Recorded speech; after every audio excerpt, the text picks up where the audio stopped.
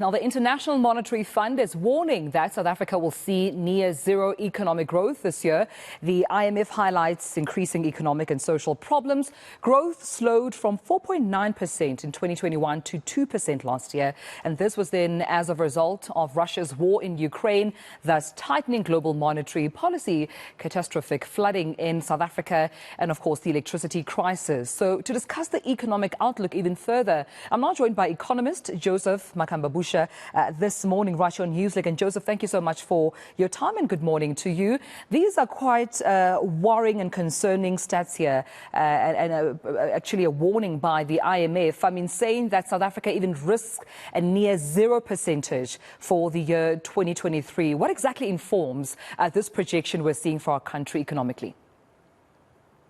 Good morning, and to the viewers as well. So certainly there are domestic issues that certainly affects in terms of the performance and growth of the GDP, and they're also external. IMF mentions certainly our domestic issues, which is the persistent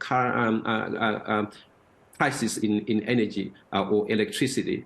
Then we also had those internal domestic factors, as you mentioned, the flooding in KZN, the July unrest in 2021, all those compounding or exacerbating the issues in terms of our growth in the country. Then you've got the external factors, which you mentioned, one being the Russia-Ukraine war. Given the fact that Russia and Ukraine are quite major producers or suppliers of grain in terms of food, and also oil and gas, as we know. We also, apart from that, where all the central banks, the major central banks in particular, have been tightening, increasing rates. That's what that means over the last few years. So all those things basically just make the cost of living a little bit higher for the majority of the people. And here in SA, certainly we are not an exception. So the growth GDP 4.9 in 2021, 2% last year, and this year IMF is looking at about 0.1%, whereas our central bank is looking at about 0.3% to grow to 1% next year and 1.1% in 2025. And that is pretty low to be able to absorb the unemployment rate in the country. And this exactly was going to be my next question, Joseph, to say, does it mean that this growth level at this rate is actually not enough for job creation, but also new entrants into the labor market? So there are two things, really. We need to be able to preserve the current jobs and create new jobs. So currently we are not able to preserve the jobs that are there. Hence, unemployment is increasing. So, given also, the changes in terms of technological advances, there are fewer people that are being hired.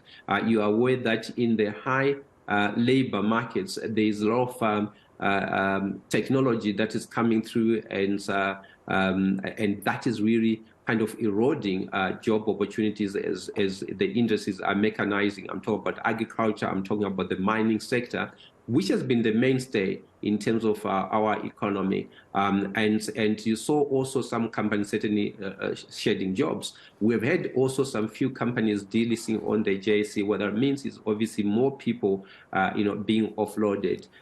We have seen post office, which is also a major kind of employer in the country, and the issues at Eskom, all those basically do not augur well for the employment rate in the country, and then it becomes a challenge for new entrants in terms of our graduates.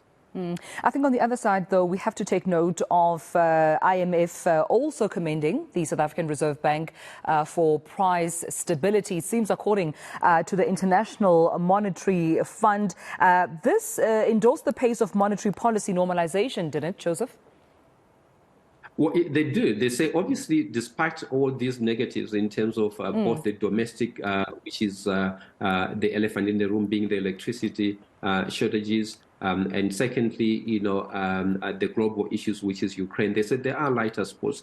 But I think if you look in terms of the Reserve Bank, if you look in terms of the unions, they've been basically criticizing that the mandate of the Reserve Bank is quite narrow. And when you read it, their mandate is really to make sure that, they contain the currency and maintain price stability.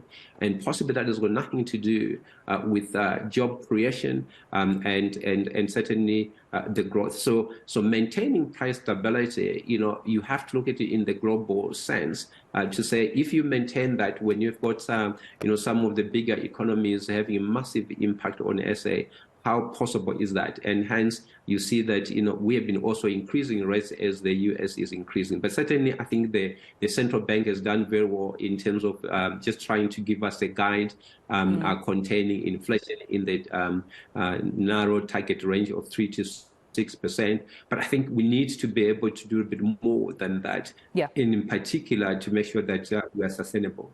I think just on that note, as I let you go and say goodbye, it seems that's the same recommendation of forcefulness, quoting the word forcefulness that the IMF is using in ensuring that the country addresses governance weaknesses, they say, but also corruption. This, they say, Joseph, is important to exit that grey listing.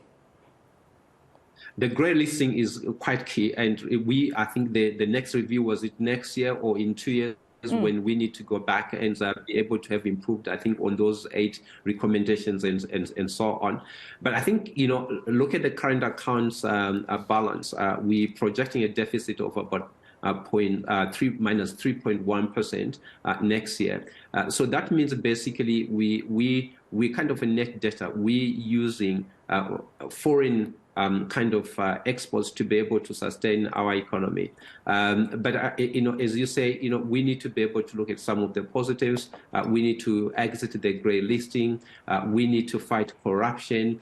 We need to make sure that our municipalities are working. I mean, if you look at the bigger metros, Joburg, Tshwane, and Ekurhuleni, there's been instability there in terms of leadership. So if we can get a mayor that can last for 5 years and make sure that they service delivery, and also there's less unrest in the country, that means there's more production, and we can basically bring everybody into economic activity. Hopefully that will basically add on to our GDP. All right, we leave it the Economist. Joseph Makamba Busha, thank you so much for speaking to me this morning right here on Newslink. This is the back of that warning coming from the International Monetary Fund, having concluded its Article IV assessment on South Africa, warning the country faces near zero economic growth for 2023.